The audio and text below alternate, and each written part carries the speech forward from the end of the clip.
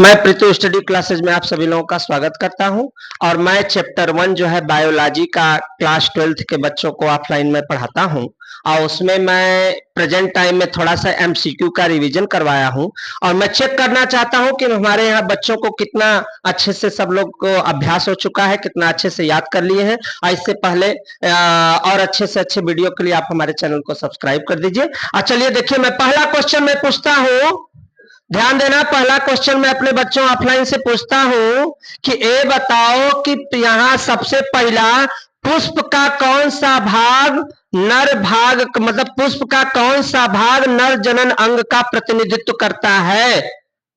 जिसको आ रहा हाथ उठाए, चलो बताओ पहले। उमंग।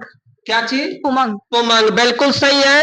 अच्छा, पुष्प का, बैठ जाओ बेटा, पुष्प का कौन सा भाग मादा जनन अंग का प्रतिनिधित्व करता है? चलो। जायांग। जायांग करता है, बिल्कुल सही जवाब है। अगला क्वेश्चन है, आवृत्त बीजी पौधों में पुंकेसर का क्या कार्य है? आवृत्त बीजी पौधों में पुंकेसर का क्या कार्य है? जिसको आ रहा हाथ उठाए। आवृत्त बीजी पौधों में पुंकेसर का क्या कार्य है? जल्दी बताओ। आवृत्त बीजी पौधों में पुंकेसर का क्या कार्य है? पुंकेसर, जल्दी जवाब दो। चलो चलो बिटिया बताओ तो। रुक जाओ बैठ जाओ। क्या चीज? नर जननांग। नर जननांग को, बिल्कुल सही जवाब है। अगला क्वेश्चन है, पौधों में अगुणित कोशिका कौन सी होती है? पौधों में अगुणित कोशिका कौन सी होती है? जवाब परागकण। परागकण होता है, बिल्कुल सही है। अगला क्वेश्चन, एक पराग कोश में परागधानियों की संख्या कितनी होती है? कितने चेंबर होते हैं? कितने चेंबर होते हैं? खड़े जाओ बिटिया। चार। कितने चेंबर? चार। बिल्कुल सही। लघु बीजाणु धानियों में कितने चेंबर होते हैं? 4 होते हैं। अगला क्वेश्चन, परागकण पुष्प के किस अंग के भीतर निर्मित होता है? परागकण पुष्प के किस अंग के अंदर जो है व्यक्तित्व से समझ लो कि डेवलपमेंट होता है, विकसित होता है? चलो बताओ बिटिया। लघु बीजाणु धानी। लघु बीजाणु धानी, बिल्कुल सही जवाब है, बिल्कुल सही जवाब है। अगला क्वेश्चन, एक पराग कोश की लघु बीजाणु धानी की बाह्यतम और सबसे भीतरी परत, एक पराग कोश की लघु जो है सबसे बाहरी परत और भीतरी परत को कौन बताएगा? चलो बताओ। बाहरी परत एपिडर्मिस टेपिटम। एपिडर्मिस बाहरी परत है और टेपिटम? टेपिटम भीतरी। अच्छा, टेपिटम का क्या कार्य है, बता सकती हो? टेपिटम का, जिसको आ रहा हाथ उठाए टेपिटम का, चलो खड़ा हो जाओ बेटा, बोलो। परागकणों में पोषण। किसको? परागकणों में पोषण। शाबाश, परागकणों को क्या करता है? पोषण देता है। चलो बहुत सही है। क्या, अच्छा ये बताओ, टेपिटम की परत का क्या कार्य होता है? सबको पता चल गया कि पराग कोश को क्या करता है? पोषण देता है। अगला क्वेश्चन, पराग कोश में मात्र कोशिका में गुणसूत्रों की संख्या कितनी है? चलो बेटा अगला क्वेश्चन, बीजांड का वह स्थान जहां बीजांड बिंद जुड़ा होता है उसे क्या कहते हैं? बीजांड का वह भाग जहां बीजांड बिंद जुड़ा होता है उसे क्या कहते हैं? नाभिका। नाभिका कहते हैं, बिल्कुल सही जवाब। अगला क्वेश्चन, निभाग में निभाग पाया जाता है, कहां पे पाया जाता है निभाग? चलो श्रद्धा बताओ क्या? बीजांड में। बीजांड में पाया जाता है, बिल्कुल सही जवाब। अगला क्वेश्चन, एक ही पादप के एक पुष्प परागकणों का दूसरे पुष्प, माने एक ही पादप का परागकण दूसरे पुष्प के वर्तिका तक के स्थानांतरण को क्या कहते हैं? चलो। No no no no no, कोई और बताए। एक बार और ध्यान से सुनो, एक बार और ध्यान से। एक ही पादप के एक पुष्प के परागकणों का दूसरे पुष्प के वर्तिकाग्र तक स्थानांतरण क्या कहलाता है? चलो जवाब दो। सजात पुष्पी परागण। सजात पुष्पीय परागण, बिल्कुल सही जवाब, बिल्कुल सही। बैठ जाओ बैठ जाओ। पुष्प दल का क्या कार्य है? पुष्प दल का क्या कार्य है? जिसको आ रहा हाथ उठाए।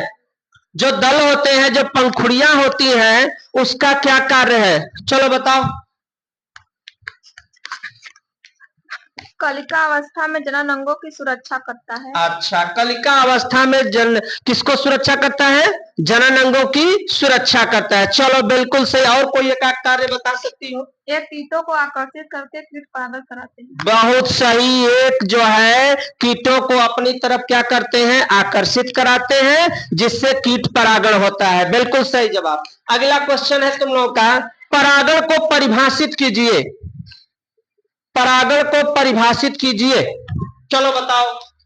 परागकणों को परागकोश से वर्तिकाग्र तक पहुंचाने की प्रक्रिया को परागण कहते हैं। बिल्कुल सही जवाब। चलो बैठ जाओ। पुष्प रंगीन आकर्षक दल किस प्रकार के परागण हेतु होते हैं? जो पुष्प के दल होते हैं रंगीन होते हैं, आकर्षक होते हैं, वह किस परागण के लिए आकर्षित होते हैं? चलो खड़ी हो जाओ बेटा, जवाब दो जल्दी। क्या क्या? कीटों को आकर्षित कीटों को आकर्षित करते हैं। बिल्कुल सही बेटा। देखो अपने अंदर कॉन्फिडेंस लाओ, डरने की कोई जरूरत नहीं। हमें जीतना है, हमें जीतना है। 2025 को 95+% लाना है, 95% से भी ऊपर लाना है। हिम्मत नहीं हारना है। जो आज डर गया सो जीवन भर मर गया, समझ लो। जो है हिम्मत मत हारो, कॉन्फिडेंस के साथ जवाब दो। चलो अगला क्वेश्चन है, भारतीय भ्रूण विज्ञान का जनक किसे कहा जाता है? चलो बताओ बेटा। प्रोफेसर पंचानन महेश्वरी। बिल्कुल सही जवाब। प्रोफेसर पंचानन महेश्वरी को कहा जाता है। अच्छा, रात्रि में खिलने वाले पुष्प जो है प्रायः सफेद रंग के होते हैं और साथ साथ सुगंध वाले होते हैं। क्यों भैया? जवाब जल्दी दो। चलो बताओ आकांक्षा। रात्रि में पुष्प खिलने वाले सुगंधित और श्वेत होते हैं, क्योंकि कम प्रकाश में भी कीटों को आकर्षित करते हैं। बिल्कुल सही जवाब। क्योंकि कम प्रकाश में भी कीटों को अपनी तरफ क्या करते हैं? आकर्षित करते हैं। चलो अगला क्वेश्चन है बाबू, साल्विया में परागण होता है। साल्विया में परागण होता है। चलो। कीटों द्वारा। कीटों द्वारा। बिल्कुल सही। साल्विया में किसके द्वारा परागण होता है? कीटों द्वारा। अगला क्वेश्चन, जल परागित पादप का कोई नाम बताए भैया। जल में जिस पादप का परागण होता है उसका कोई नाम बता दे। चलो बताओ। चलो। हाइड्रिला। हाइड्रिला। बिल्कुल सही जवाब। वेलेस्नेरिया के पौधों में परागण किस माध्यम से होता है? वेलेस्नेरिया के पौधों में परागण किस माध्यम से होता है? जिसको आ रहा हाथ उठाए लड़कों में। चलो। जल द्वारा। जल द्वारा होता है। बिल्कुल सही है यहाँ पे जवाब। अगला क्वेश्चन, घास परिवार में बीज पत्र को क्या कहते हैं? चलो काजल खड़ी जाओ बेटा। प्रशल्क। प्रशल्क कहते हैं। बिल्कुल सही जवाब। बैठ जाओ बेटा। कुटफल या सत्यफल किसको कहते हैं? कुटफल या सत्यफल किसको कहते हैं? चलो बताओ कमलेश में। सेव को। सेव को कहते हैं। क्यों कहते हैं? क्यों कहते हैं? कोई बताए लड़कों में, क्यों कहते हैं भैया? आभासी फल क्यों कहते हैं? चलो चलो जवाब दो। खड़े जाओ बेटा। जिन फलों का निर्माण पुष्पासन से होता है उन्हें असत्य फल कहते हैं। बिल्कुल सही। बिल्कुल सही जवाब। जिस फल का निर्माण किससे होता है? पुष्पासन से, उसे हम लोग क्या कहते हैं? आभासी फल या कुटफल। बैठ जाओ बेटिया। अगला क्वेश्चन बताओ कि कौन सा एक आभासी फल नहीं है? मैं तुम लोगों को दूंगा, मैं इसके लिए विकल्प दूंगा। सबसे पहला विकल्प है तुम्हारा सेव, स्ट्रॉबेरी, अखरोट, आम। चारों में से एक जवाब। कौन सा आभासी फल इसमें नहीं है? चलो। आम। आम। क्यों नहीं है भैया? क्यों नहीं है? जो बता दे, कोई बता दे, कोई बता दे भैया कि आम आभासी फल क्यों नहीं है। खड़े हो जाओ जिसको आ रहा है भैया। कोई बता सकता है बेटा? कॉन्फिडेंस के साथ बताओ, कोई दिक्कत नहीं है, कोई डरना नहीं है। हमें जीतना ना है कि डरना है?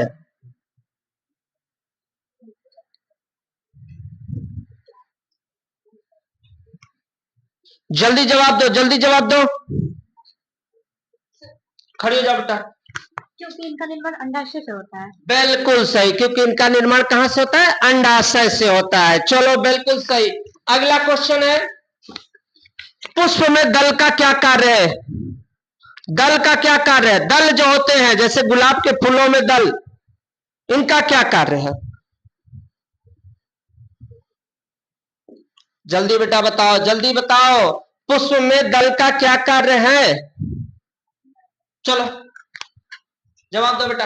पुष्प में दल परागकर्ताओं को आकर्षित करके कीट परागण में सहायता करते हैं। बिल्कुल सही, बैठ जाओ बैठ जाओ, बहुत सही जवाब है। नर युग्मोद्भिद का विकास पुष्प के किस अंग में होता है? नर युग्मोद्भिद का विकास पुष्प के किस अंग में होता है? चलो, परागण में। किसमें? परागण परागण में। बिल्कुल सही जवाब है, बिल्कुल सही जवाब है। हाँ, चलिए, हमारे ऑफलाइन क्लासेज में सभी जो बायो के विद्यार्थी थे बहुत प्रयास किए हैं और बहुत अच्छा से लगभग सभी ने जवाब दिया है, और हम पूरा आशा और उम्मीद करते हैं कि और आगे ये लोग बहुत मेहनत के साथ पढ़ाई करेंगे और अच्छे से अच्छे तैयारी करेंगे। और हम जो है आपको पीतू स्टडी क्लासेज में हम आपको सभी लोगों का स्वागत करते हैं, और उसके साथ साथ आप हमारे चैनल को सब्सक्राइब कर दीजिए, लाइक कर दीजिए, जिससे हमारा उत्साहवर्धन बना रहे। और थैंक यू, धन्यवाद। अब इसके बाद अगला कक्षा का जो है नेक्स्ट दिन जो है वीडियो आप लोगों को अपलोड हो जाएगा।